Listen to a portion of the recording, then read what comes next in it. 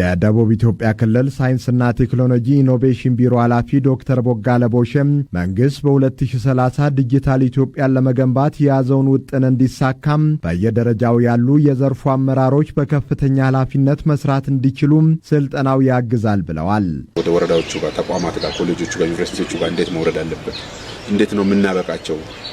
እንዴት ነው ኢኖቬሽን የሚባለው ነገር ወይም ፈጠራ የታከለበት ኪሎት፣ ፈጠራ የታከለበት እውቀት፣ ፈጠራ የታከለበት ምርምር ስርጽት እንዴት ነው መካሄድ የሚቻለው ብለን ታሳቢ ያደረገ የፖሊሲ ጉዳዮች ዙሪያ ላይ አቅም መገንቢያ ስልጠና ነው። ቢሮው ሀገራዊ ኢኒሼቲቮች በክልሉ ውጤታማ እንዲሆኑ ተልዕኮ እንደተሰጠውና ይህንንም ለማሳካት በሳይንስና ቴክኖሎጂው ዘርፍ በርካታ ተግባራትን እያከናወነ እንደሚገኝ ዶክተር ቦጋለ ጠቁመዋል። ቴክኖሎጂዎቹን አድቫንስ ለማድረግ ሰው እንዲላመድ ለማድረግ ከዛ ማለፍ ባለፈው ከአንድ 15 ቀን በፊት የሳይበር ሴኩሪቲ ደህንነት ወይም የመረብ ደህንነት ፕሮቴክሽንን ጭምር ክልላዊ ባህሪ ምን ይኑረው የሚለው የዲጂታል 2030 ስትራቴጂክ እቅድ እንደ ክልል ለማዘጋጀት ኦልሞስት የ5 ዓመት እቅድ ዝግጅት ጀምረናል። 67% ያህል ሄደናል።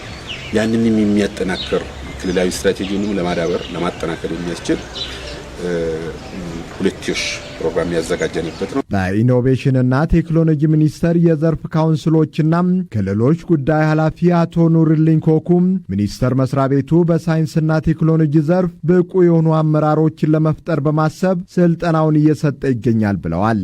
ኢኖቬሽንና ቴክኖሎጂ አመራሮች የኢትዮጵያ ስታርታፕ አዋጅ ላይ እንግዲህ በክልሉ ያሉ ሀሳብ ያላቸው ሀሳባቸውን ወደ ፈጠራ የሚቀይሩ ወጣቶች ፋይናንስ እና የቴክኒክ ድጋፍ የሚያደርጉበት አዋጅ ተደርገው ወደ ተግባር እንዲገቡ ለማድረግ ነው። አክለውም ሚኒስቴር መስሪያ ቤቱ በሀገሪቱ በሳይንስና ቴክኖሎጂ ዘርፍ የምርምርና የስርጸት ስራዎችን በመስራት በዘርፉ ተጨባጭ ለውጦች እንዲመዘገቡም እየሰራ እንደሚገኝም አብራርተዋል።